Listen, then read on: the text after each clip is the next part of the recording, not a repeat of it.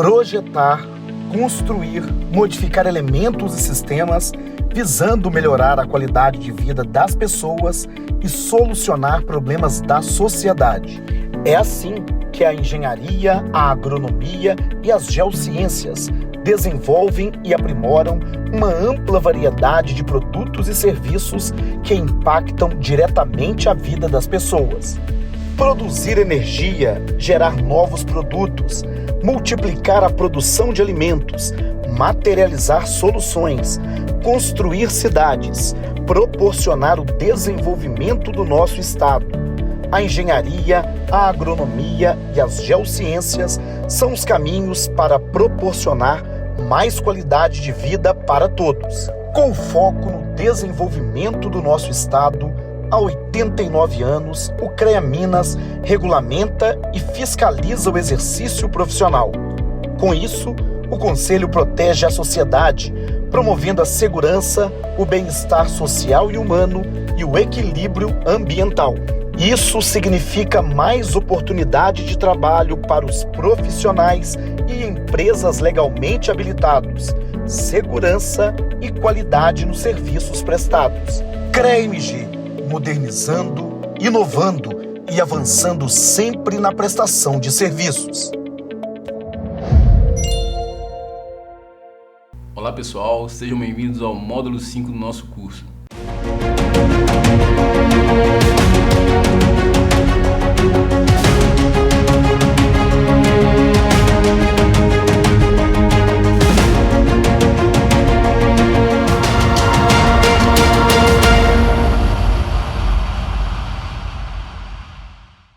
Nesse módulo falaremos um pouco sobre análise de viabilidade de um sistema fotovoltaico.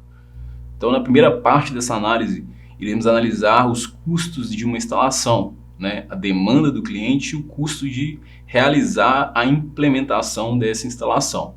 Posteriormente, vamos analisar o valor disso no tempo, qual que é o impacto disso na fatura de energia do cliente e, inclusive, com as novas regras de tributação e faturamento da energia solar fotovoltaica no Brasil. Ok? Então, para a gente começar o nosso debate, a gente vai falar um pouco sobre a demanda desse cliente. Então, a gente vai criar uma situação aqui, um caso, um problema, e resolver esse caso demonstrando as situações que são importantes serem avaliadas juntamente com essa proposta de instalação, ok? Então, na nossa proposta, o cliente João solicitou a implementação de um sistema que fosse capaz de gerar pelo menos 1.800 kWh por mês. Nesse caso dele, é um sistema on-grid, ou seja, um sistema conectado na rede da concessionária. Okay? A usina deverá ser instalada na cidade de Ibirité e ela vai ser uma usina de solo. Ela vai ser uma usina de solo. Ele citou também que fosse informado dentro desse projeto qual que seria o padrão mínimo viável para a instalação dessa usina. Então ele precisa saber também qual que vai ser o padrão de entrada adequado para essa instalação, ok? Então a gente tem que entender agora o local dessa instalação e a quantidade de energia que precisa ser gerada. Então, qual que é a importância de saber a localização da usina? A gente já tem uma usina que vai ser uma usina de solo. Qual que é a facilidade de uma usina de solo? Na usina de solo a gente consegue direcionar para qual lado a gente quer que esse painel fique inclinado. Ou seja, a gente pode até mesmo colocar com a angulação ideal, com o azimuth ideal, ou seja, o sistema 100% direcionado para o norte geográfico, certo? Além disso também, por ser uma usina desse tipo, a gente consegue ter suportes que vão proporcionar a esses painéis a inclinação ideal, que no nosso caso a gente vai observar aqui que vai ser próximo ao ângulo da latitude, certo? E além disso tudo, com a localização a gente consegue saber o HSP, Então a gente já tem a questão do ângulo de azimuth e tilt resolvidos pelo tipo de suporte, pelo tipo de estrutura que vai ser instalado, e a gente vai resolver agora, a gente vai verificar qual que é o HSP daquela localidade, Relembrando aí, o HSP são as horas de sol pico, Cada região vai ter um HSP E esse HSP, quanto maior, melhor, né? Quer dizer que aquela irradiação daquela localidade, ela é melhor ou pior, certo? Então, como é que a gente faz para avaliar esse HSP? Uma das formas é avaliar no site, né, no banco de dados do CRECESB, certo? Primeiramente, a gente vai entender, né? A gente pode pegar essa localização através do próprio Google Maps, ou se a gente já tiver latitude e longitude, a gente pode vir aqui direto no site do CRECESB, potencial energético, potencial solar, e feito isso, a gente inserir aqui os dados de latitude e longitude. Então aqui previamente a gente já tinha os dados de latitude e longitude, caso a gente não tenha, pode ser buscado diretamente no Google Maps e posteriormente colado aqui esses dados no próprio site do CRECESB, ok? Então esse banco de dados é o banco de dados público, que pode ser acessado por qualquer um. Então a gente vem aqui, né, insere esses dados e pede para buscar, certo? Feito isso, vão aparecer algumas informações para a gente, certo? Dentre essas informações, né, a gente vai ter aqui os dados de algumas possíveis localidades que estão próximas àquele local onde vai ser feita a instalação, certo? Então a gente vai ter aí basicamente 3 estações, né? A estação de Ibirité, a estação de Brumadinho e a estação de Betim, certo? E a gente pode avaliar, né, através dessa tabela, quais dados que são relevantes para a nossa instalação, certo? Então, vindo aqui nessa primeira tabela, o que a gente vai ter? A gente vai ter aqui os dados da primeira estação, que é de Ibirité, e mostra, inclusive, qual que é a distância que essa estação, né, está do ponto onde vai ser feita a instalação, certo? E depois a gente tem os dados mensais, né, o HSP mensal dessa localidade. Então a gente vai ter janeiro, fevereiro, março, a gente tem em junho o menor valor, por aí vai até dezembro, e a gente tem o valor médio, né, desse ano inteiro, certo? A mesma coisa para as demais estações, para Brumadinho e para Betim também, certo? Então, qual que a gente usaria? A gente vai usar aquela que está mais próximo, né? A gente tem a estação de Ibirité que está a 1.1 km, ou seja, ela se torna mais relevante para a gente devido à distância, né, mais curta em relação ao local da instalação, certo? Nesse caso, a gente está instalando uma usina on-grid, né? Na usina on-grid, a gente sabe que a gente consegue utilizar os créditos gerados durante um certo período do ano, né, em outro período do ano, ou até mesmo em anos posteriores, né? Esses créditos são válidos por até 60 meses, certo? Dessa forma, o que importa para a gente não é o valor de pico, né, desse HSP, mas sim o valor médio, certo? Então a gente vai olhar aqui qual que é o valor médio desse HSP e a gente vai nos pautar, né, em relação a ele, certo? Mas se a gente for descer um pouco mais, né, no site aqui, a gente vai observar também os dados de um gráfico, né? A gente vai ter o gráfico aqui que mostra a diferença entre as 3 estações que a gente tem, né? Que seria Betim, Ibirité e Brumadinho. E se a gente descer um pouco mais, a gente vai observar os dados detalhados, por exemplo, aqui da usina de Ibirité, da estação, né, de Ibirité, certo? E a gente vai ter aí 4 situações. Plano horizontal, o ângulo igual à latitude, a maior média anual e o maior mínimo mensal. O maior mínimo mensal, como a gente já viu, né, ele vai ser mais útil numa situação onde vai ter um sistema instalado da forma off-grid, ou seja, um sistema com baterias que não está conectado à rede da concessionária. Porém, no nosso caso aqui, a gente tem que observar, né, o dado mais relevante para a gente vai ser a maior média anual, né? Não coincidentemente, melhor dizendo, vai ser quando o ângulo dos painéis for igual à latitude, no nosso caso aqui, 20 graus. Então essa vai ser a inclinação dos nossos módulos, né? 20 graus, e a gente sabe que com essa angulação a gente vai obter a melhor performance desses equipamentos, ok? Pessoal, como a gente viu nos módulos anteriores, né, a gente sabe que a gente consegue fazer uma simulação da energia a ser gerada, né, por meio dos nossos painéis, da nossa usina, através de um software, né, por meio de um software, né.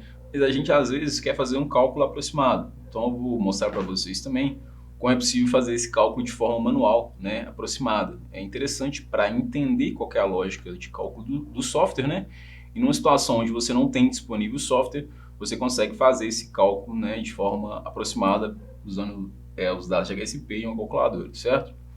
Então, quais são os dados, né, importantes para a gente fazer esse cálculo, né? O que a gente vai querer obter é a potência da usina, né, na unidade kWp, ou seja, kW-pico, certo? A gente precisa saber o consumo dessa instalação, né, consumo ou a quantidade que se pretende produzir, né, melhor dizendo. E esse consumo, para a gente tem que saber ele diário, né? Se eu tiver o consumo anual, eu vou dividir aqui por 365, né? Se eu tiver o consumo mensal, eu vou dividir por 30, certo? Além desse dado do consumo diário, né, da média diária, a gente precisa do HSP e depois a gente vai estipular também o fator de perdas, ok?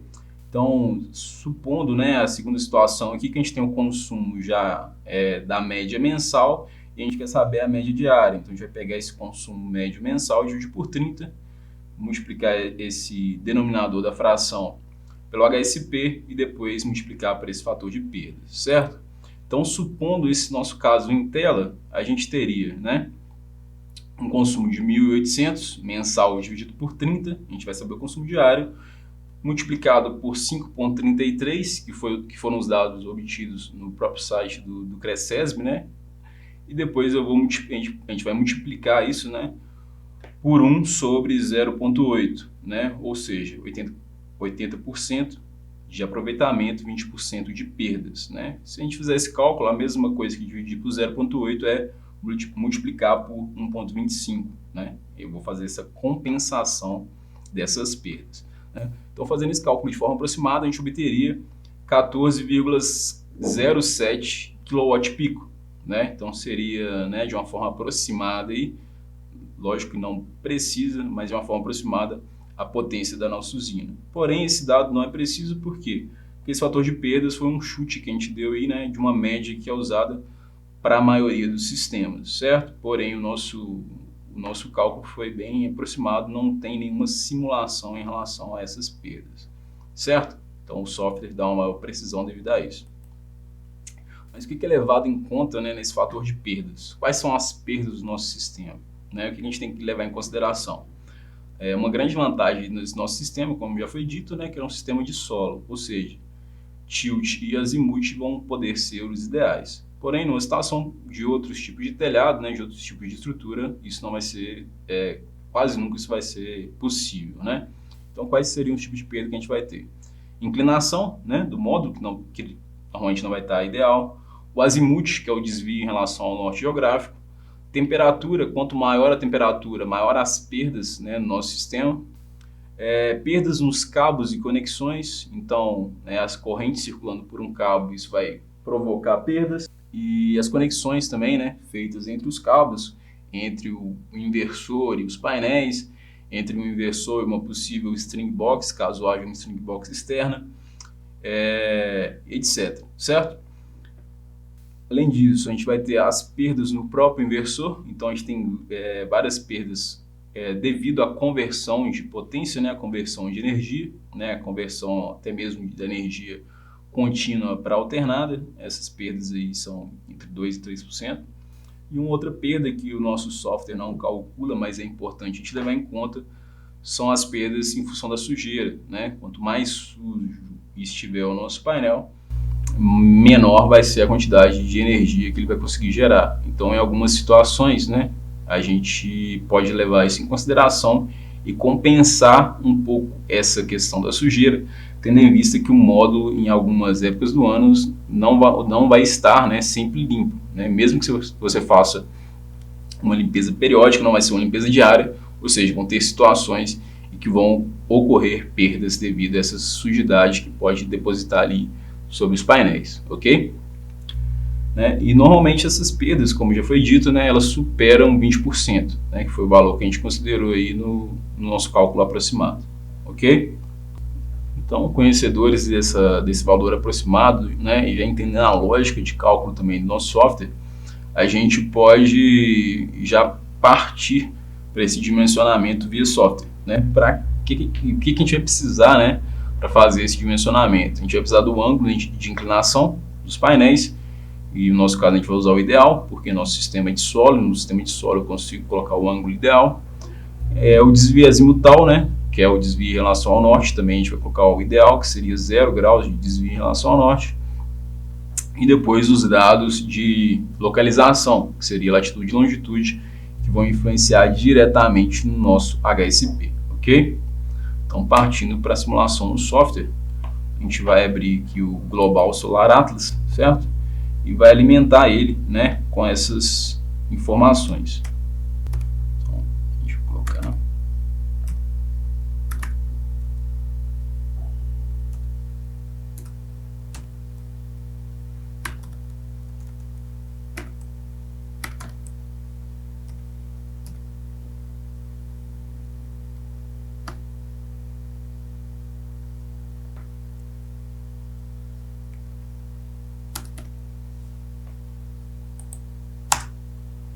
Então, a gente localizou aqui, né, o ponto da instalação, e agora a gente vai vir aqui com os dados de posicionamento dos painéis, certo?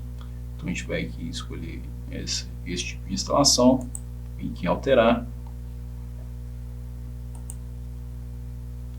e a gente vai colocar aqui o desvio azimutal como 0 graus, que é o que realmente está, e aqui a inclinação como 20 graus, que é o ângulo igual à latitude. E para a gente né, estipular um valor aqui, a gente vai pegar a potência de um painel, né? Nesse caso, desse exemplo, a gente vai usar um painel de 550, certo?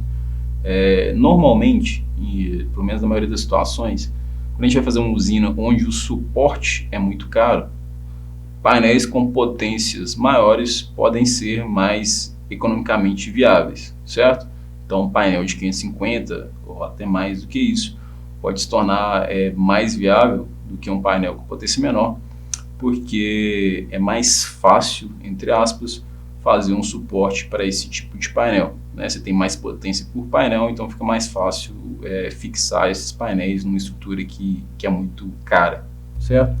A gente vai usar aqui um painel de 550, então vou colocar aqui, já que a potência está em kWp, né, 0.55, lembrando que o site é um sistema americano, a gente não usa vírgula, a gente usa ponto, ok? Vai mandar aplicar, e a gente vai descobrir aqui, né, a quantidade de potência, né, quantidade de energia, melhor dizendo, gerada por um painel, certo? Então aqui a gente colocou as condições, a gente descobriu que um painel gera essa quantidade de energia durante o período de um ano, certo? Só que a gente quer saber o valor mensal, certo? Então a gente vai vir aqui e vai calcular esse valor mensal. Então é basicamente pegar esse valor e dividir por 12, né? Substituindo aqui por vírgula. Então a gente vai ter uma produção mensal por painel de 70,12 kWh, né? Então 70,12 kWh mês, certo? Só que a gente sabe que o nosso cliente ele pretende produzir 1.800, né? Então a gente tem que pegar esse valor aqui e dividir ele por 1.800, certo? Então a gente vai colocar 1.800 dividido por 70,12. Então a gente vai ter aí uma quantidade de painéis necessários. Então a gente sabe que a quantidade de painéis, né, vai ser 25,67, certo? Obviamente a gente vai precisar arredondar esse valor, né? Mas se a gente quiser saber a potência mínima da usina, basta a gente multiplicar esse valor aqui, né, por 550.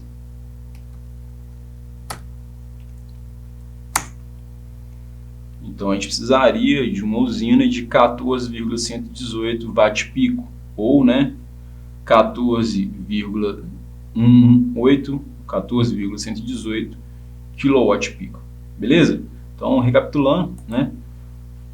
Pegamos os dados de localização, alimentamos o sistema, né? Depois a gente jogou aqui como potência da instalação, a potência de um painel de 550, certo? Depois a gente calculou, né, baseado nessa potência, a quantidade de energia que um painel geraria por mês, né? Depois dividir isso por 12, e depois a gente calculou a quantidade de painéis necessários, né? Multiplicando esse valor obtido, né? Dividindo primeiro a quantidade de energia necessária por 70, que é a potência, que é a quantidade de energia de um painel, e depois a gente multiplicou por 550, certo? Uma outra coisa que a gente pode fazer aqui, né, para deixar o nosso cálculo um pouco mais real, é aumentar a quantidade de perdas desse sistema. Então a gente viu que a quantidade de energia de um painel seria 70,12, né? Só que a gente vai colocar aqui uma perda de sujidade. Então vamos multiplicar isso aqui por 0,98, colocar 2% de percentual de margem devido à sujeira, ok? Então a potência a energia gerada por esse painel, ele caiu de 70,12 para 6872, certo? E a gente vai refazer o cálculo agora, né, da quantidade de painéis necessários utilizando esse valor aqui. Vou colocar 1800 dividido por isso. Então a gente teria 1800, que é a quantidade de energia, dividido pela quantidade de energia produzida por um painel, né, por um módulo. E depois eu vou multiplicar isso, né, pela potência desse módulo, que é 550, né? Então a gente obteve que a potência mínima da usina é 14,405, certo? E a quantidade de painéis, né, é 26,19, certo? Então 26,19 a gente tem que arredondar, certo? Nesse caso a gente tem que arredondar para cima ou para baixo. Se a gente arredondar para baixo, o que vai acontecer? O nosso cliente não vai conseguir gerar aquela quantidade que ele esperava inicialmente, certo? Se a gente arredondar para cima, esse cliente ele vai ter um excesso de energia, né? Uma quantidade de energia a mais ali, certo? Como a gente sabe que a tendência é aumentar o consumo de eletricidade, o ideal é que ou façamos duas propostas, uma menor e outra maior, certo? Ou arredondamos para cima, né? Para que aquele cliente não fique com um excesso de demanda, né? E falte energia para ele abater os créditos dele, ok? Então a gente já sabe, né, que a gente precisaria de pelo menos 27 painéis. Então se a gente já fazer esse cálculo aqui, né, arredondando, o que a gente pode fazer? 27 multiplicado por 550 e a gente vai ter uma usina de 14,850, né, kWp, né? Então a gente tem que procurar uma usina com 27 painéis de 550, certo? Então a gente volta lá no simulador e alimenta ele com o valor real da nossa usina, 14,85 kWp. Quando aplicar, e descobre que é a nossa geração, né, de 22,72 MWh por ano. Dividindo isso aqui por mês, e já multiplicando pelas perdas devido à sujidade,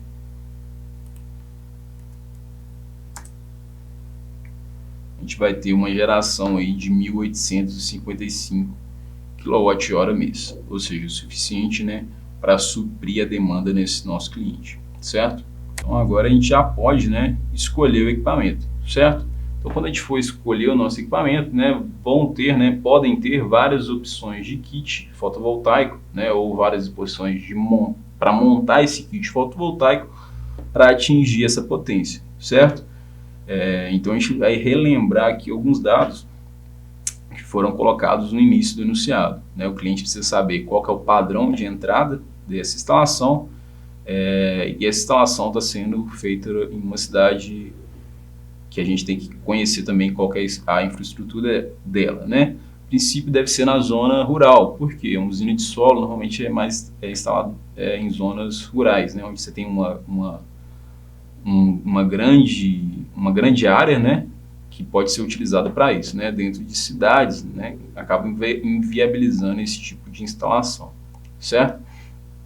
Então, supondo que isso é uma zona rural, a gente sabe que tem muitas vezes a dificuldade de ter uma rede trifásica, né? A maioria das redes ou é monofásica ou bifásica. Então, a questão da rede trifásica pode ser um impedimento para nós.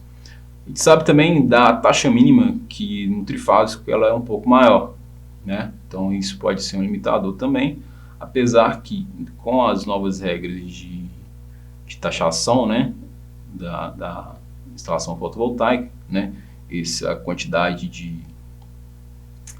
de créditos que estão sendo perdidos ou ganhados ali com a taxa mínima, isso pode mudar o tipo de interpretação que a gente vai ter. Então, a primeira opção que a gente vai pegar é um kit com um inversor de 10.000, né, 10.000 kW, e a quantidade de painéis a gente já sabe, que são 27 painéis, né, de 550, totalizando 14,85 kWp. Qual que seriam os benefícios dessa instalação e os malefícios?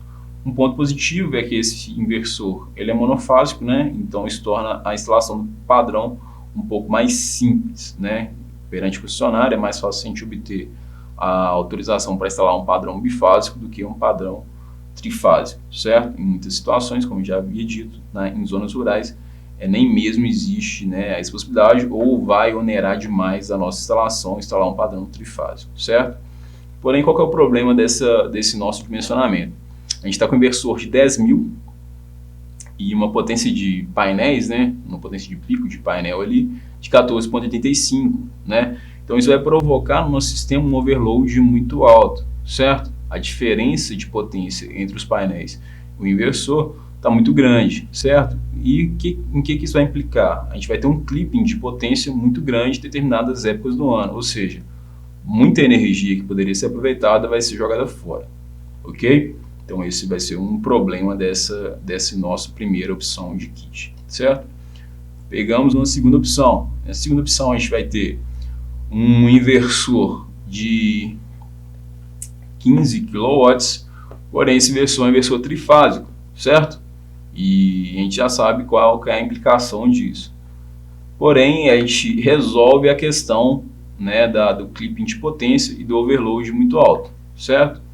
Mas aí a gente teria esses problemas, que seria a necessidade da rede trifásica, que pode ser difícil, né, de obter, e o maior valor da taxa mínima, né, em determinadas situações também, porque a gente sabe que o valor da taxa mínima para o sistema trifásico é proporcional a 100 kW, ok? Então, vamos procurar uma terceira opção, né? Essa terceira opção seria utilizar dois inversores, né? Cada inversor com 6 kW, certo? A potência dos painéis manteria fixa, só que a potência dos inversores, a gente vai ter somados 2 de 6, uma potência total de 12 kW, né? Então a gente já chegou mais próximo aí de ter um overload não tão alto. A gente vai ter um overload de 1.23, né? Que seria talvez já bem no limite ali do máximo que a gente poderia ter como recomendado, mas bem melhor do que a primeira situação, né? Que a gente já teria aí 1.45, certo? Então, nessa forma, a gente não ultrapassaria a potência de um padrão bifásico, né?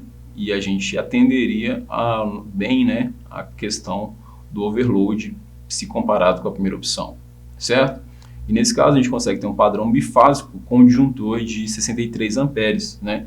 Então é uma instalação aí, tranquila, entre aspas, de se obter perante a concessionária, né? Então é mais simples de se obter.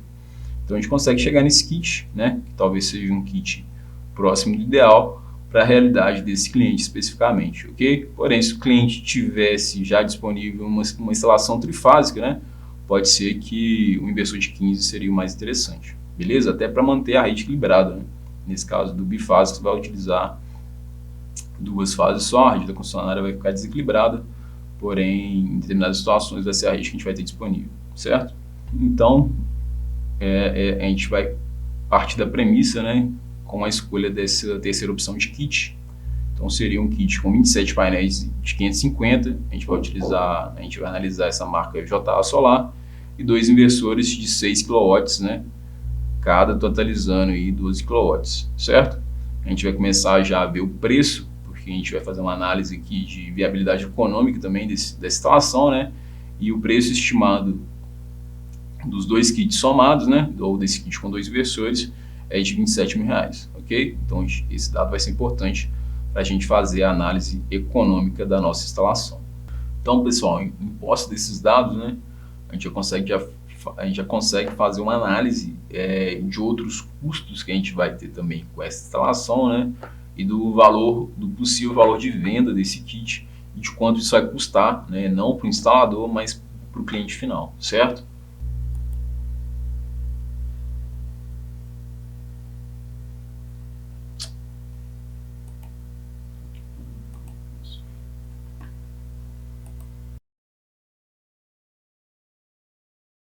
Então, pessoal, vamos entender agora alguns valores, né, que podem compor qual que vai ser o custo disso para o nosso cliente final, certo? Então, resumindo aqui a primeira parte, né, a gente vai ter o inversor, os painéis, conectores, cabos, string box se tiver, a estrutura também, né, estrutura metálica, isso vai virar em função do tipo de estrutura, e a gente totalizou isso, né, sendo um kit, toda essa primeira parte, em R$27 mil, certo? Então a gente pesquisou no mercado, o valor mais acessível que a gente achou, com a qualidade adequada, né, foi de R$27 mil, certo? Além disso, a gente vai ter os custos também de instalação, os custos de mão de obra. Então o que a gente vai ter? A gente vai precisar de um montador, né, pelo menos um montador e um ajudante, né, 2 eletricistas no caso, um projetista. A gente tem que calcular também os custos de deslocamento, né, gasolina ou diesel, transporte, etc. Hospedagem, alimentação, engenharia eletricista para aprovação do projeto, para verificação, para acompanhamento, etc. O valor, né, da ART, outros equipamentos que não estejam embarcados nesse kit, né, como por exemplo, um quadro de distribuição de circuitos, o DPS de corrente alternada, disjuntores, cabos de corrente alternada, parafusos, eletrodutos, etc. Certo? Então, tudo somado, a gente encontrou o valor na faixa de R$5.500. Então, a gente teria R$27 mil de material, R$5.500 de mão de obra, certo? Além disso, né, a gente tem que ter um valor aí para remunerar o empresário, né, ou quem quer que esteja fazendo esse serviço, né? Então, teria uma margem de lucro aí que a gente colocou de 27%. Né?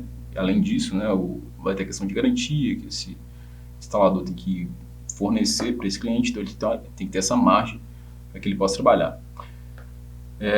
Então o valor total seria de R$41.275, né? Pode haver ainda uma comissão de vendas, algum outro valor nesse sentido, né? Nesse caso aqui a gente deixou zerado. E o valor final do nosso investimento, né, o valor final desse kit para o nosso cliente, sairia em R$41.275, beleza? Então agora a gente vai entender, né, como que esses valores vão impactar, né, e quais seriam os outros dados que precisam ser observados nessa instalação. O primeiro dado que pode ser observado aí, né, é o custo do quilowatt. Então a gente sabe que a gente vai fazer essa planilha aqui do zero, apagando aqui.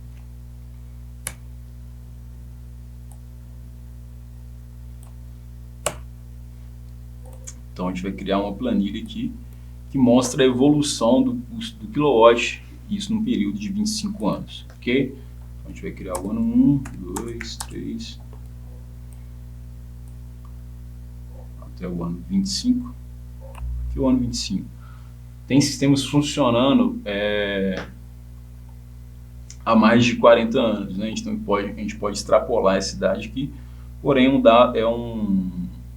uma quantidade, né, de tempo bem razoável, tendo em vista que a gente tem uma garantia de performance dos painéis, né, nessa nesse período de 25 anos, né? Não é uma garantia de fabricação, mas é uma garantia de performance.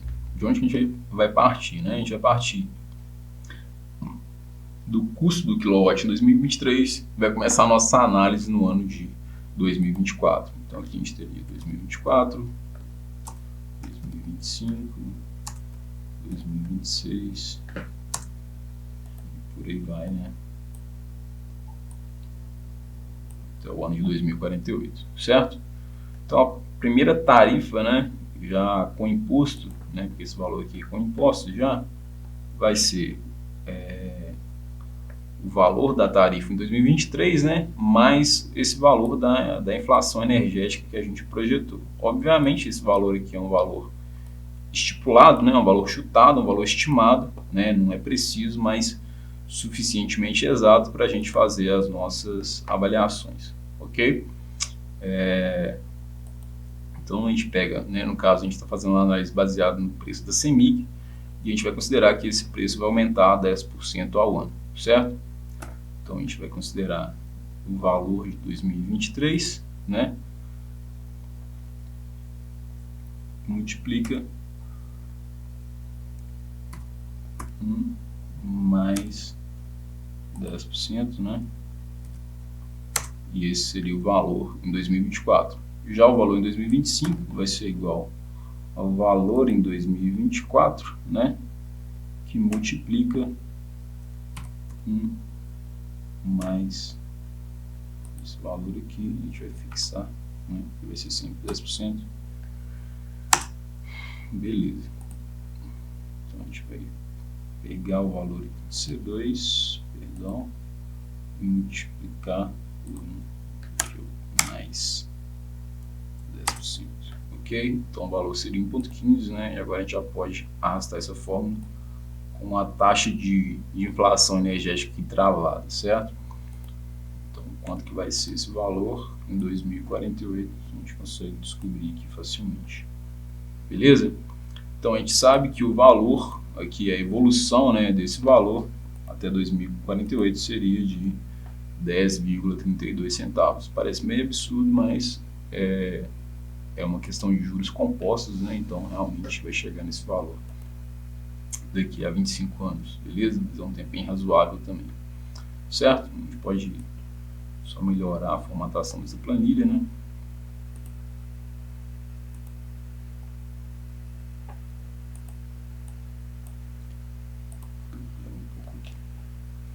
Ok?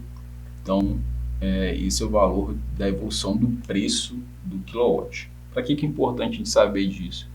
Para a gente conseguir comparar posteriormente qual que é a vantagem, né, de ter o sistema fotovoltaico ou não, tendo em vista que você tendo um sistema fotovoltaico, você fica praticamente imune a essa variação, certo? Porque você deixa de se preocupar com o preço do quilowatt e passa a se preocupar mais com a quantidade de energia que você está produzindo, né, tendo em vista que o seu quilowatt será abatido. Talvez não 1 para 1, né, devido às novas regras de geração distribuída, mas quase, pelo menos a maior parte deles vai ser abatido, certo?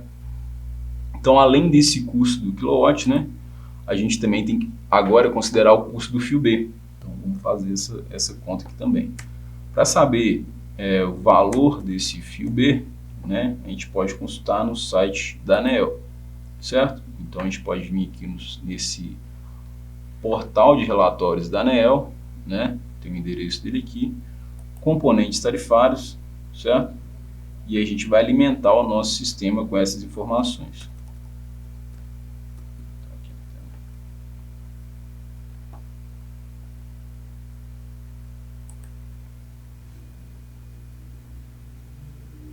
Então a gente vai pegar aqui o subgrupo, né, B1.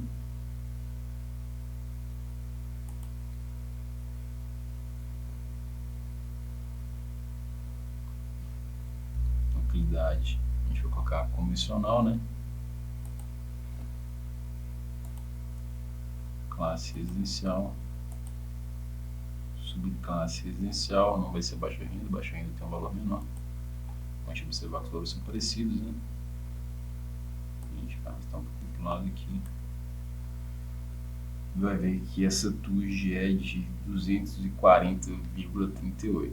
Porém, é importante observar aqui que a unidade é reais por megawatt-hora e não quilowatt-hora, que é o que a gente está mais acostumado, né? Então, para a gente chegar de mega para quilo, né, a gente vai ter que dividir esse valor aqui por 1000. Então, se para cada megawatt-hora é R$240, para cada quilowatt-hora vai ser 24 centavos, certo? Então a gente vai fazer, né, o mesmo cálculo da evolução do valor dessa TUJ de fio B para essa instalação, certo? Considerando também, né, o aumento gradativo, progressivo dessa taxação. Então a gente sabe que em 2023 o cliente pagaria 15% do fio B, em 2024 30%, e assim gradativamente, né, sempre aumentando de 15% em 15%, até chegar em 90%, né? Depois de chegar nesse valor, vai ser acordado um novo valor que vai ser estipulado ainda pela ANEEL juntamente com as concessionárias, ok? Então, voltamos ao nosso Excel, né? A gente vai fazer o mesmo tipo de estudo. Então, pessoal, a gente já tem aqui essa evolução de qual o percentual cobrado, e a gente vai agora colocar isso, né, em termos de valor, primeiro reajustando isso em função da inflação, né?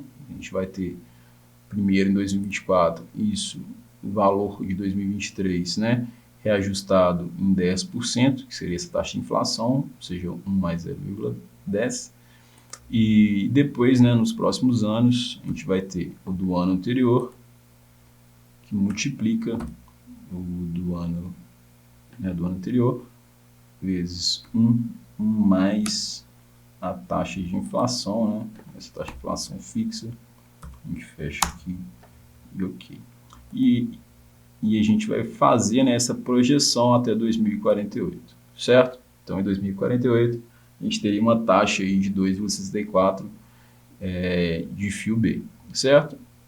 E nos anos de evolução dessa taxa, né, a gente pode descobrir aqui quanto seria. Então, em 2025, a gente teria 45%, seria esse valor, né, que multiplica 0,45 e assim sucessivamente, certo? Então, a gente tem um valor, né, que vai evoluir até o ano de 2028, né, e fazendo, de acordo com a suposição que a gente fez, um valor fixo a partir de 2029 de 100% do fio B, mas que não é uma certeza ainda de que será esse valor. Então, vamos só melhorar a formatação da nossa planilha, né?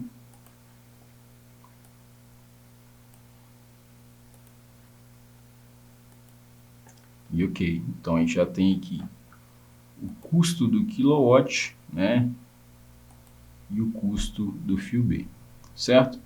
Agora a gente vai para o valor de investimento, certo? Então a gente também tem os valores de investimento do nosso sistema. Como é que a gente vai calcular esses valores? Como é que a gente vai calcular isso? Então no primeiro ano, né, a gente vai ter um investimento inicial, certo? E nos anos demais, a gente vai ter um custo de manutenção. Nesse custo de manutenção, a gente estipulou que seria 0,5% do valor do sistema, certo? Então, no primeiro ano, 0,5%, no segundo ano, 0,5%, né? E reajustado pela inflação. Então, esse custo de manutenção, né? Como tudo vai aumentar, e ele aumentaria numa taxa, né? Numa taxa de inflação aí de 6% ao ano. Então, em 2026, a gente teria um valor de 218, 231 em 2027 e assim sucessivamente. Obviamente, esse valor de manutenção ele vai variar de região para região, né? Então, esse custo pode ser 0,5%, pode ser 1%, pode ser 1,5%. Vai variar muito em função do valor da mão de obra da sua região, né? Da região onde você está instalando, certo? Então, mas a gente consegue, né, estipular esse valor, que seria limpeza, reaperto das conexões, né, conferência dos parafusos, conferência dos painéis, conferência visual, etc. Né? Então, esse custo de manutenção, mas que requer que seja pelo menos feito o básico, né, que seria essa limpeza e verificação, vai girar em torno desse valor, mas igual eu disse, é um valor estipulado, valor mínimo, porém ele pode aumentar. A gente poderia colocar aqui, por exemplo, 1,5%, para ter uma ideia, né? Mas a gente vai ver que esse valor vai aumentando, mas não fica fora da realidade, certo? Mas no nosso caso, a gente vai estipular aqui que vai ser 0,5% em relação ao investimento inicial. Então, seria 0,5% do custo inicial, né? Então, esses valores vão entrar todos negativos, porque são despesas, né? E a gente já consegue calcular aqui, né? Qual que seria o valor presente líquido desse custo, certo? Então, do custo da instalação. E aqui no 13º ano, a gente propôs também um custo referente além da manutenção, né? A troca do inversor, né? A gente sabe que a garantia do nosso inversor é de 10 anos, né? A garantia dos painéis é de 12 anos, com a garantia de performance de 25 anos, mas a gente sabe que esse inversor pode precisar ser trocado. Não é um fato que ele vai precisar ser trocado, né? Mas pode ocorrer. Então, a gente faz essa análise tentando ser o mais real possível. Então, e depois do 3º ano que esse equipamento saísse da garantia, ele precisaria ser trocado, né? E esse teria um custo, no nosso caso aqui a gente colocou um custo de R$7.000, né? Mas pode ser alterado. E nos demais anos voltaria somente o valor da manutenção básica, né? Limpeza e etc. Ok? Então, esse seria o custo da manutenção. Trazendo todo esse valor em valor presente, né? Se a gente quiser fazer essa aproximação, seria um valor total de R$ 46.628,70, certo? Deixa eu melhorar essa formatação. Ok, pessoal? Então, esses seriam os valores, né, iniciais da nossa análise, certo?